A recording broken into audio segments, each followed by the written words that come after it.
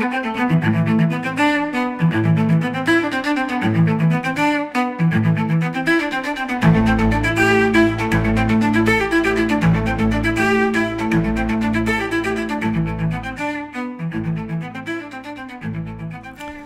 là, vous allez rire, parce que Vincent Herouet, il est taquin, hein, il est marrant, et il révèle que, bon, il y a une journaliste du Sun, enfin une spécialiste, qui a été payée par le Sun, un journal anglais, pour lire sur les lèvres de Trump ce qu'il pouvait bien dire.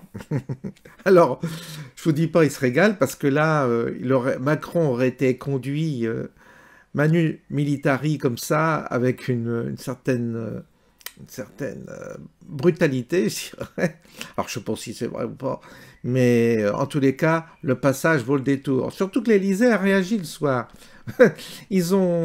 J'ai vu hier soir, Pro, il disait comme ça que l'Élysée avait fait un commentaire sur l'interprétation de cette situation qui était totalement fausse. Ils se sont adressés quasiment à CNews. Et c'est marrant parce que l'Élysée, maintenant, réagit à chaque fois que CNews, n'est-ce pas, ne suit pas la doxa. Et là, en l'occurrence, comme ça pointe une humiliation de Macron, il ne supporte pas. Et là, vous allez voir Vincent Herouet qui se régale avec un certain humour, une certaine légèreté, et qui interprète un peu les choses à sa sauce. On écoute. Vous savez que la presse, les tabloïds anglais, oui. Écoutent aux portes, regardent par le trou de la serrure et ils lisent sur les lèvres. Et alors, qu'est-ce qui s'est dit? Donc ils font intervenir régulièrement.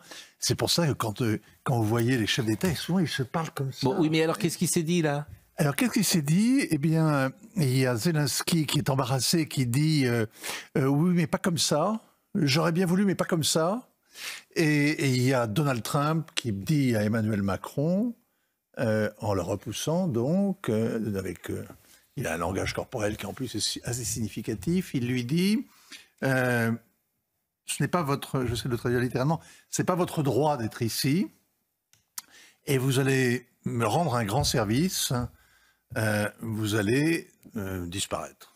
Vous allez vous en aller. Mais Thomas, vous avez entendu ça? Alors on va revoir. Mais attendez. Alors après, attention, c'est le Sun. Voyons l'image. Je le dis à Marine Lançon parce qu'elle a tourné tout le week-end. On l'a, Marine, cette image où Emmanuel Macron arrive. Il y a Keir Starmer aussi qui est là, non? Mais qui sait lire sur les lèvres ici? Alors là, c'est une dame très connue en Angleterre pour ses talents qui s'appelle Nicola Hickling. Qui a effectivement été payé par le Sun pour lire ce que disaient Donald Trump et Volodymyr Zelensky. Pas Emmanuel Macron, est-ce qu'il est de dos? Bon, est-ce qu'on l'a ou pas, Marine? On l'a vu tout le week-end, cette image. Elle est anglaise. Comme chacun sait, les Anglais sont perfides. Bon. Donc ils en ont rajouté une louche avec la troisième chaise. Puisqu'il y avait 3 chaises et qu'on en a enlevé une. Alors ils ont dit, c'est la chaise d'Emmanuel Macron. Eh bien non, ça c'est regardez cette séquence qu'on a vue tout le week-end, parce que mais j'ai entendu ça nulle part, moi. C'est un scoop, ça. Oui. Mais parce que vous lisez le Sun. Hein, j'aime le silence, mais je préfère encore quand il est traduit. Vous avez bien fait. Alors voilà, donc c'est cette image. Alors moi je l'interprétais parce que bon différemment, vous voyez. Oui, donc là, voilà, il fait un signe pour partir. J'ai l'impression. Dis non. Ah bon, bon. Là, elle peut lire sur ses lèvres, franchement. Oui. Et vous avez vu, ce qu'il fait un petit signe comme ça, il fait... Bon. Et alors, après, regardez la scène, là, les deux fauteuils face à face. Bon. Ça m'a rappelé Jean-Paul II face à son tueur, Metacor. Ali Aqsa Ali Aqsa, pardon. Ali Metacor, oui. Il était allé dans sa cellule. Il était allé dans la cellule. Et le pape, Jean-Paul II, avait eu la bonne idée de se mettre tout près de lui, encore plus proche, front contre front, pour que justement, on ne puisse pas lire sur ses lèvres ce que se disaient les deux hommes. C'était une photo. Bon, comment on décode ça? Ça, c'est ce que je vous raconte, est totalement vrai. Oui. D'ailleurs, on n'a jamais su. On n'a jamais su le reste aussi. Mais on n'a jamais su. Tant qu'à faire que vous me racontez. Exceptionnellement. Bon, dites-moi comment vous décodez. Dites-moi comment vous décodez ça. Parce que vous étiez en vacances la semaine dernière, donc nous on était. Je n'étais pas du tout en vacances la semaine dernière. Si vous écoutiez Europe 1, j'étais. Bon, en tout cas, j'ai envie que vous me disiez ce que j'en pense. Oui. C'est très important parce que Ouais, c'est très important. On verra le résultat. À ce moment-là, on pourra dire si c'était vraiment un rendez-vous historique ou si c'est simplement un petit événement monté en épingle par la communication Mais ce qui est vrai, c'est que c'est la première fois qu'ils se revoient depuis 2 mois, depuis la scène mémorable dans le bureau ovale le 28 février. Et c'est un peu le pendant, d'ailleurs. C'est là où c'est curieux. Et ça a suffisamment ébranlé Donald Trump pour que sitôt la cérémonie s'est éclipsée, il a repris Air Force One, il est rentré chez lui. C'est son premier voyage à l'étranger. Et il a écrit il a tweeté, je ne sais pas comment est-ce qu'on dit pour X, il a Xé que... Non, lui, il est surtout social. C'est son... Oui, exactement. Alors, il a troussé. Oui, il a troussé à ce petit compliment. Voilà. Peut-être que finalement, Vladimir Poutine ne veut pas la paix en Ukraine et qu'il me balade. Et il faudra en tirer les conséquences, il faudra changer de manière de faire. Bon, écoutons ce qu'il a dit précisément. Pourtant.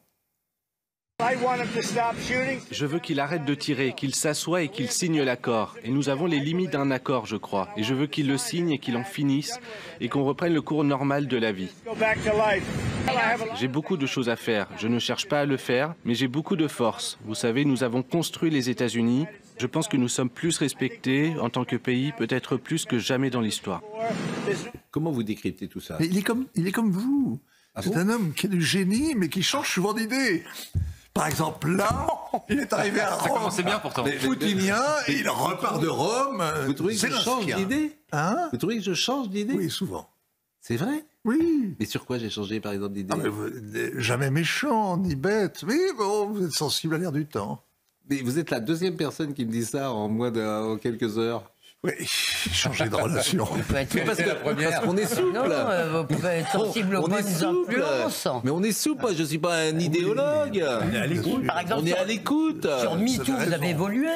Oui. Sur MeToo, sous la bonne influence de William Goldnadel et moi-même. Ouais, j'ai un peu, je ne sais pas si j'ai évolué. Bon, écoutez, vous m'en dites pas beaucoup en fait. Votre analyse, en fait, c'est. Qu'est-ce que vous voulez de mon analyse? Il n'y a pas d'analyse. Est-ce que ça se termine cette semaine? La question, il y a un plan. Alors, l'analyse, il y a un plan en 7 points qui a été déposé par le ministre des Affaires étrangères Rubio la semaine dernière, qui a été présenté comme à prendre ou à laisser. D'accord? Et les Ukrainiens n'en veulent pas. Et là, ce qu'a dit, pour plusieurs raisons, parce qu'il y a des points, sur les 7 points, il y en a 2 ou 3 qui sont quand même assez difficiles à avaler. Ce qu'a dit hier, en fait, pendant le week-end, Trump, c'est que les Ukrainiens n'étaient pas obligés de reconnaître que la Crimée était russe, mais qu'il allait bien falloir qu'ils se résignent à ce que ce soit les Russes qui l'occupent. D'accord. Et que les Américains, eux, reconnaîtraient que c'est un territoire russe. Bon. Ça va dans le bon sens? Non. C'est une capitulation. Bah oui. Bon. Bah oui. On va vers une sorte de capitulation, oui, bien sûr. Écoutez, vous savez...